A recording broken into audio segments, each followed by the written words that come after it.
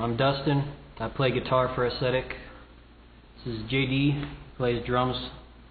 Anthony, he plays bass. And Gibson, he sings and also plays guitar.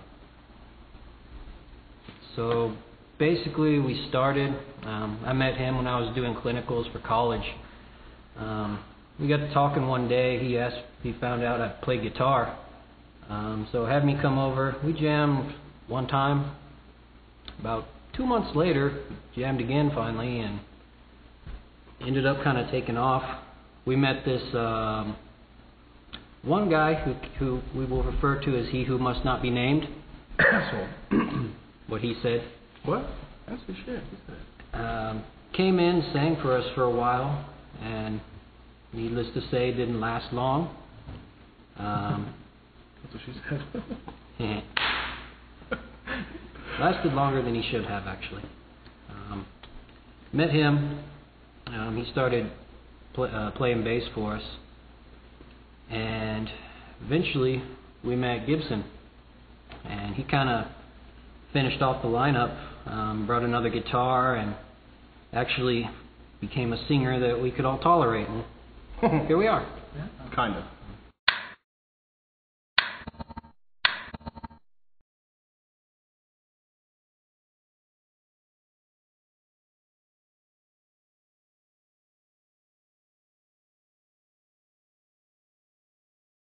No, you start playing. Play that again. And then, yeah, and then you play that. And then, poof. You're fairly accurate. That is. Right now, actually. At first, when it was just he and I would just kind of come up with a riff, and I would just come over. We would play it for like 10 minutes straight till he came up with something, or I came up with another riff. And the next song was born. Pretty much, just kind of spun off from there. Each song I'd come up with a new riff, jam it with him for a while, and eventually come up with more. They tried to make me sing at one point, and it was no bueno. I bet you were better than yes, the I first was. Who must not be named. Yes. Gibson's now stepping up to the plate and he's writing more stuff. But the general rule of thumb is to try to have at least, you cannot make a song that has not been, a riff that has not been done before. So our goal is to have at least 7 songs that we pull from to try to make it as creative as we possibly can. And whenever I got hired into the band, there were certain songs that Dusty had, and then it just kind of clicked in my head to where I was like, wow, there's something that I could play that would lead over that. And he dug it, so that's how one of our other songs that's not on this, the Devil's Circle, where I just kind of did my own little thing, and also incorporate the same technique in Secret. Guys should enjoy that. I wrote it based upon, I was really lost at one point in time in my life, and I only wrote the first verse, and then the second verse came into play. I couldn't think of nothing. Then I got everyone, including my engineer, to help me write it, and it completed the song.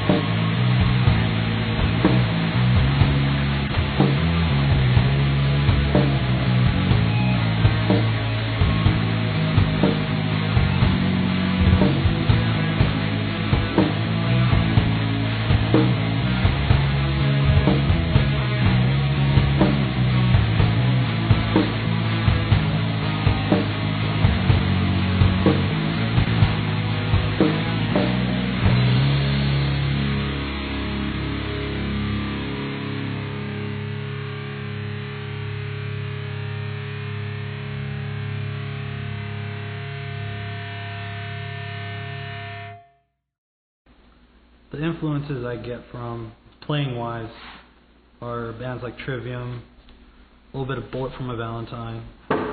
Just stuff me and my friend Matt Kunko up in Fort Worth we used to fiddle around with, and it's like I could connect with that dude, but he took off. Oh, there, motherfucker. And then after getting with them, kind of started to click again. Like I said, with Dusty's stuff, I was able to connect with it and just not per se draw from what he was drawing from, but just give it that extra life and make it sound full. But bands like Trivium, Megadeth, Behemoth, I mean, that's where I drive my playing from. But my singing differs to that of like Tool, a little bit of Trivium, and for right now, what I've been tampering with to control my vocals is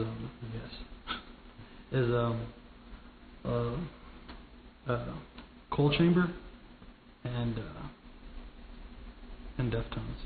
I'm quite a bit older than these guys, so I listen to the older shit. My influences are stuff that I can't even play. I like the stuff that I do draw from is AC/DC. I've always tried to play like Tommy Lee from Motley Crue, and my influences were like that. I've always liked music since I was a little kid. When I was a kid, you still bought albums. And What are those? Yeah. Kidding.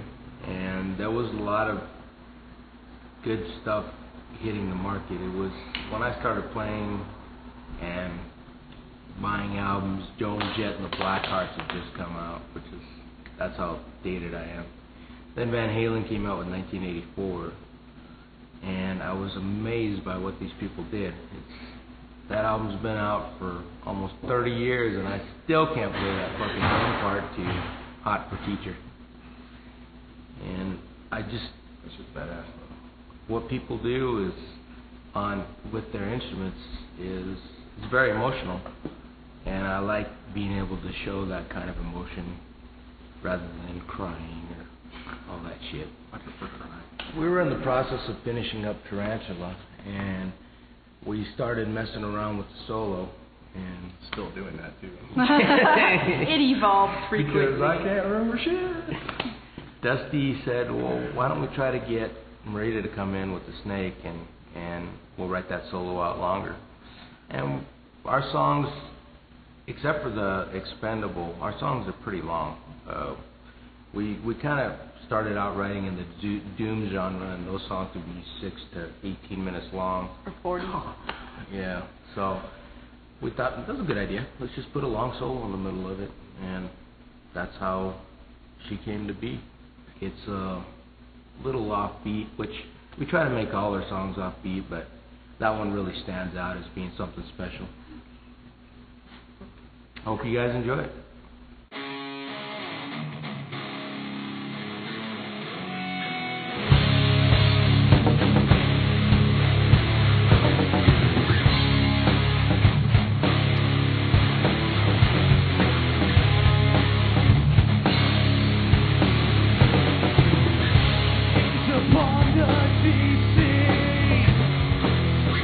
Every alluring desire, rushing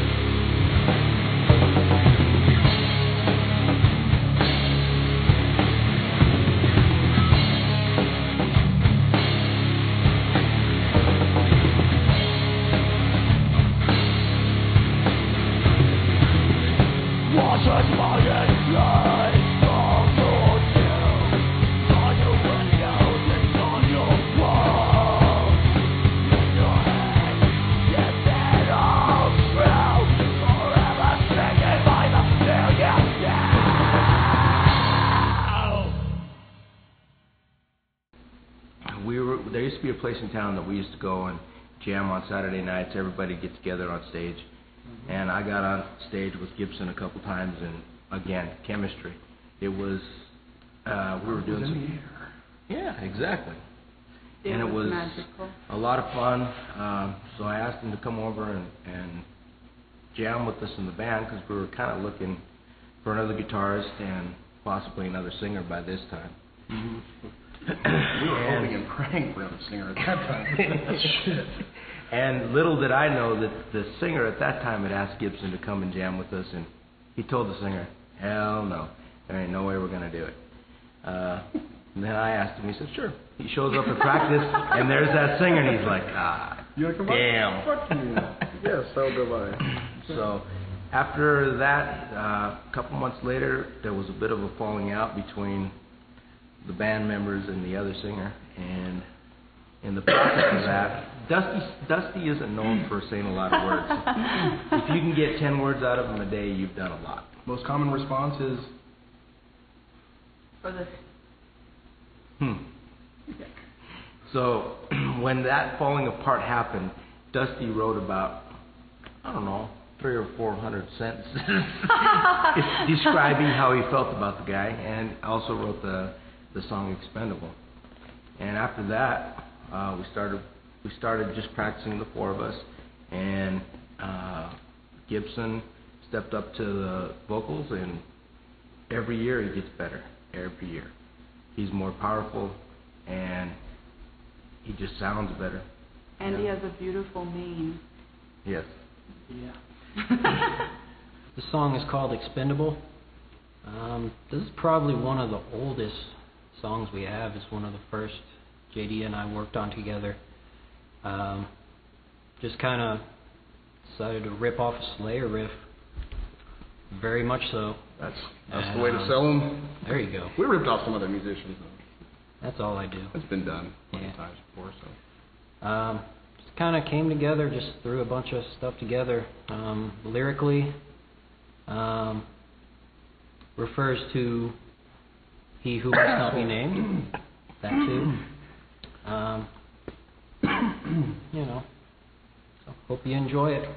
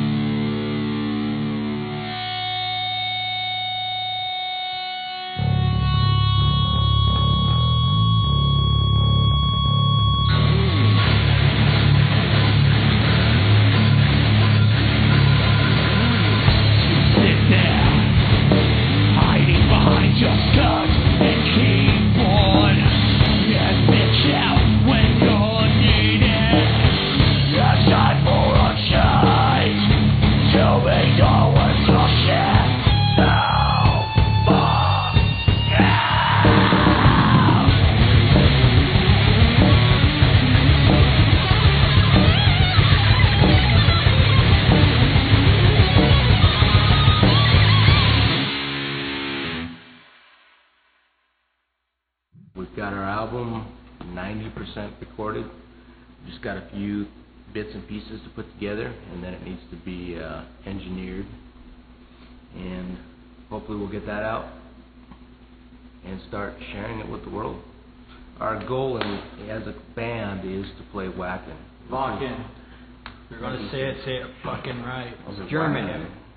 W sounds like a B. Yeah, that's what I said. It's one of the largest metal festivals in the world, and hopefully someday we'll get to play it. We actually had a guy that came and jammed with us till Marita kicked him out because he was smoking weed in our front yard. He was a bad boy. What's the one in the house? Hey, I'm a school teacher. It doesn't fly. And he actually got to play there, so it doesn't seem like too big of a dream. We're hoping that someday we'll get to do it.